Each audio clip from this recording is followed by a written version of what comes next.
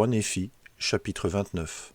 L'apparition du livre de Mormon est le signe que le Seigneur a commencé à rassembler Israël et à accomplir ses alliances.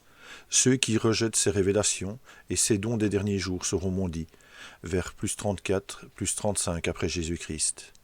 Et maintenant, voici, je vous dis que lorsque le Seigneur jugera bon, dans sa sagesse, que ses paroles parviennent aux gentils selon sa parole, alors vous saurez que l'alliance que le Père a faite avec les enfants d'Israël concernant leur rétablissement dans les pays de leur héritage commence déjà à s'accomplir.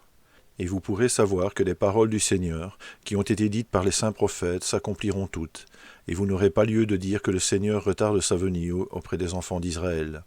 Et vous n'aurez pas lieu de vous imaginer dans votre cœur que les paroles qui ont été dites sont vaines, car voici le Seigneur se souviendra de l'alliance qu'il a faite avec son peuple de la maison d'Israël.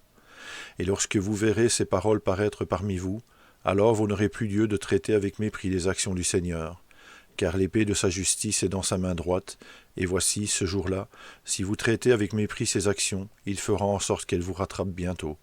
Malheur à celui qui traite avec mépris les actions du Seigneur, oui, malheur à celui qui niera le Christ et ses œuvres. Oui, malheur à celui qui niera les révélations du Seigneur et qui dira que le Seigneur n'agit plus par révélation, ou par prophétie, ou par les dons, ou par les langues, ou par les guérisons, ou par le pouvoir du Saint-Esprit.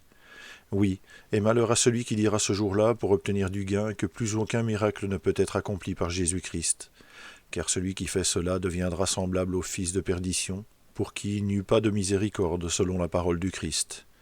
Oui, et vous n'aurez plus lieu de siffler, ni de traiter avec mépris, ni de tourner en dérision les Juifs, ni personne parmi le reste de la maison d'Israël, car voici, le Seigneur se souvient de son alliance avec eux, et il leur fera selon ce qu'il a juré.